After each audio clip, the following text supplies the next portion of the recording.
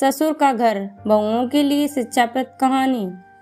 मोहन और कविता की नई नई शादी हुई थी। घर में ससुर यानी कि मोहन के पिता सुनील जी और वे दोनों बस 3 ही लोग थे। इस घर को मोहन के माँ बाप ने जीवन भर पाई पाई जुटाकर बड़ी मेहनत और अरमानों से बनाया था, वरना आज के समय में मुंबई में घर बनाना तो दूर की बात है, किराए पर लेना भी बहुत बड़ी उपलब्धि से कम नहीं है। जब मोहन कॉलेज में था तब माँ उन्हें और दुनिया को छोड़कर जा चुकी थी। एक काम वाली बाई थी जो सुबह से लेकर शाम तक उनके घर सारा काम करती थी। नई नई शादी हुई थी, इसीलिए काम वाली का दिन भर घर में रहना कविता को अपनी प्राइवेसी में बंधा सा लगता था। इसीलिए अब काम वाली सुबह खाना बनाना, कपड़े और पोंछा करने के बाद चली जाती और वापस शाम को आकर खाना बनाती।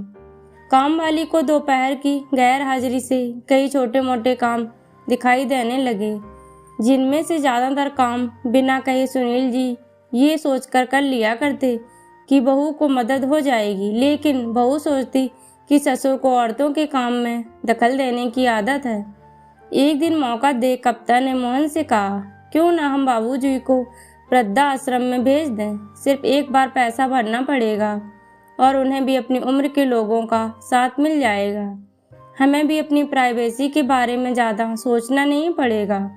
मोहन ने कविता की बातों पर ज़्यादा ध्यान नहीं दिया। कुछ दिन ही बीते थे कि बाबूजी अपने दोस्तों के साथ 1 हफ्ते के लिए टूर पर गए और इत्तेफाक से इसी दौरान काम वाली भी छुट्टी पर थी। फिर क्या, कविता को जैसा चाहिए था वैसा समय मिलने लगा। अब मोहन रेस्टोरेंट में खाना खा लेता और कविता का काम आमलेट, ब्रेड या मैगी से चल जाता। खाना बनाने की टेंशन नहीं थी, लेकिन घर में निकलने वाले सारे काम तो अभी भी करने ही थे। ससुर जी की गैर हाजिरी में कविता को एहसास हुआ वह बिना कही जो काम कर लिया करते थे उनसे कितना फर्क पड़ता था। छोटे मोटे लगने वाले ये काम भी काफ़ी समय और एनर्जी लेने वाले थे। कुछ दिन बीतने के बाद एक दिन मोहन कविता को कहता है, चलो आज कहीं बाहर घूमकर आते हैं। कविता बड़ी खुशी खुशी सज धज कर बाहर घूमने के लिए तैयार हो जाती है। मोहन कविता को अपने घर से 4 किलोमीटर दूर एक चाल में लेकर आता है।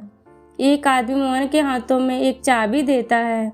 मोहन उस चाबी को लेकर चाल का एक कमरे का दरवाजा खोलता है।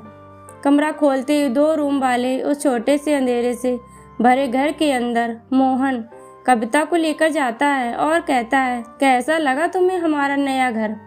मोहन कहता है, हम अगले महीने से इसी मकान को भाड़े से लेकर रहेंगे, अलग और अपनी प्राइवेसी का मजा लेंगे। अभी मेरी आमदनी के हिसाब से हम इसी को अफोर्ड कर सकते हैं। मोहन का यह व्यवहार कविता की समझ में नहीं आया। वह चौंकते हुए कहती है, हमारे पास अपना इतना बड़ा घर तो है, पर क्यों हम भाड़े से रहेंगे।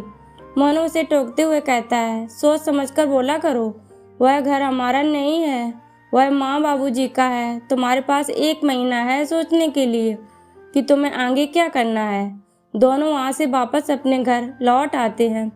पूरे रास्ते कविता के दिमाग में तरह तरह के विचार चल रहे थे। घर पहुँचते ही उसने मोहन से कहा, माना कि यह घर माँ बाबूजी का है, लेकिन क्या हमारा इस पर कोई हक नहीं है।